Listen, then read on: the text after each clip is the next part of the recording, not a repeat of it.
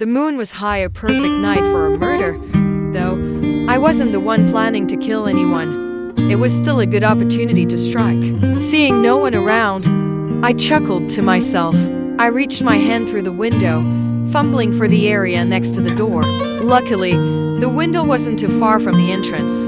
After a moment, I found the latch and quickly slid it open. Heh, it works every time. Tiptoeing inside, I gently pushed the door with both hands. Creak, the sound of the hinges made me jump, and I immediately froze the door in place. Not good. I must remember to oil those hinges tomorrow. Holding my breath, I glanced around nervously. All clear. Apart from the cold wind howling madly, there was nothing suspicious. This is it. I'm about to achieve my goal. The room was pitch black.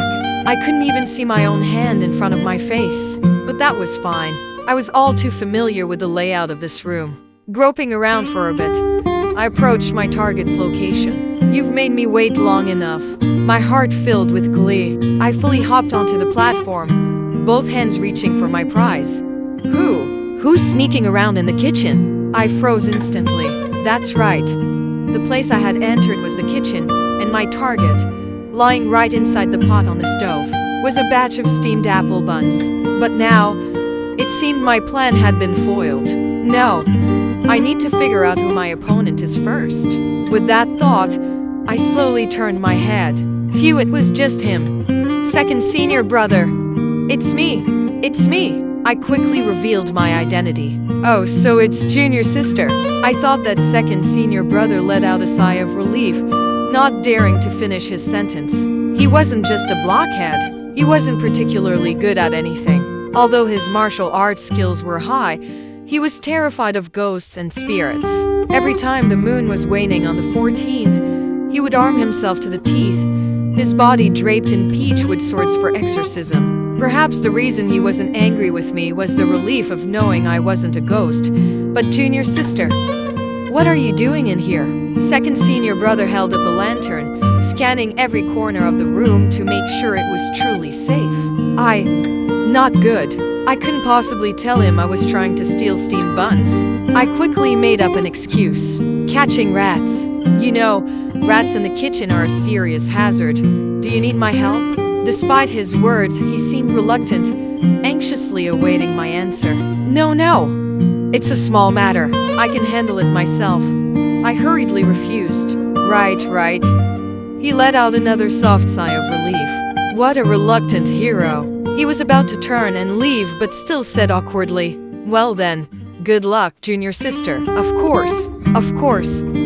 I nodded, urging him to leave quickly. Only when the lantern's glow had faded into the distance did I relax. Turning my head to look at the buns in the pot, I rolled up my sleeves. You're not getting away from me tonight. I reached for them once more. Junior sister, I forgot to tell you something. I froze for the second time. Second senior brother. What is it now? I forced a pained smile in his direction. Master just told me to have you go find him, and I forgot. Second senior brother said, scratching his head with a silly grin. What? Why is Master looking for me? About that. He scratched his head again in embarrassment. I forgot. Of course. You would.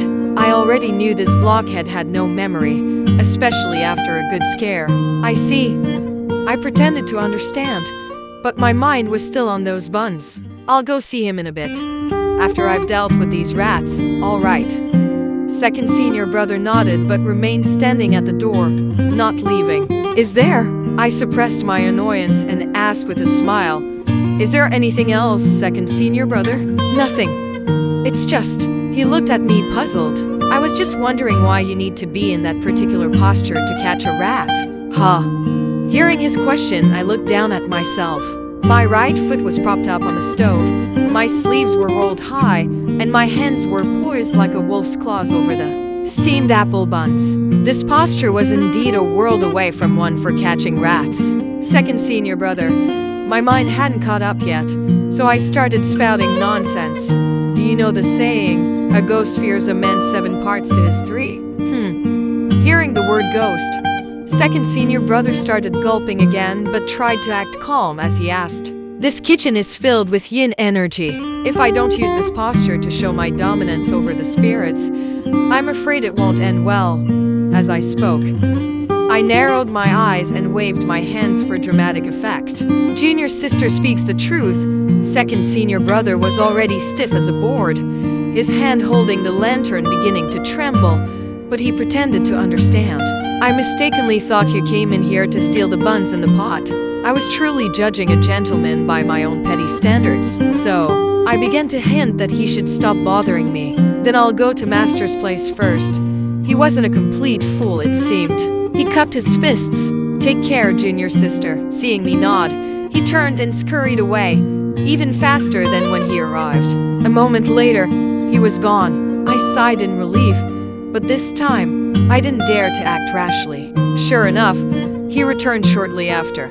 This time, however, he stood a good 2 meters from the door, not daring to move closer. I walked to the entrance and leaned against the frame, staring at him. Junior sister, I remember now, he said, glancing nervously behind me. Master wants to ask you about the pot of orchids. Orchids.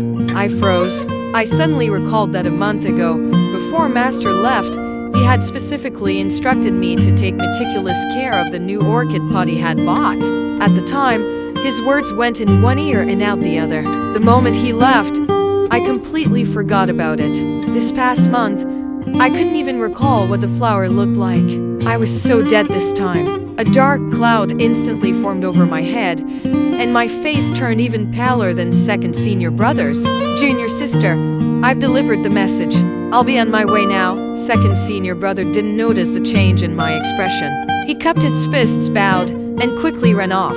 Wait, I yelled, grabbing onto his back for dear life. I'm going with you to see Master, I said firmly. But junior sister, this blockhead could have a sharp memory when it suited him. What about the rats in the kitchen? Really? Did the guy who was just running from ghosts have the nerve to say that? Do you think it's still waiting there to be caught after we've been talking for so long? Why don't you go catch it? Second senior brother, I said angrily, then stormed across the courtyard toward the main hall. Wait. This time it was his turn to call me. Junior sister, I'll go with you to see Master. He was clearly scared to death of ghosts but pretended he was ready to face life and death with me. What thick skin. On the way, seeing my gloomy expression, second senior brother tried to comfort me in a soft tone. Don't worry, junior sister. Master won't punish you too harshly for such a small thing. His mouth said that, but I bet his heart was thinking, junior sister is definitely going to get an earful from Master this time. I didn't answer him, just lowered my head, anxiously preparing for the conversation ahead. Master is a very gentle person. He won't make things difficult for you. He continued his monologue, unaware he was being ignored. Besides, the orchid pot is perfectly fine. I've seen it. It's doing great. Don't you worry. Just act a little spoiled with Master, and everything will be all right. Soon, we arrived at the main hall. Looking up, I saw Master sitting on the finest rosewood chair, his face ashen. Standing beside him was first senior brother, wearing his usual cold, expressionless face. The atmosphere was incredibly tense. It's just a pot of orchids. Does it have to be this serious? Sigh. What will be, will be. Forcing the most sorrowful expression I could manage, I slowly entered the hall, knelt down, and said in a small voice, "Disciple greets Master." Master snorted. After a long moment, he finally spoke, his voice trembling.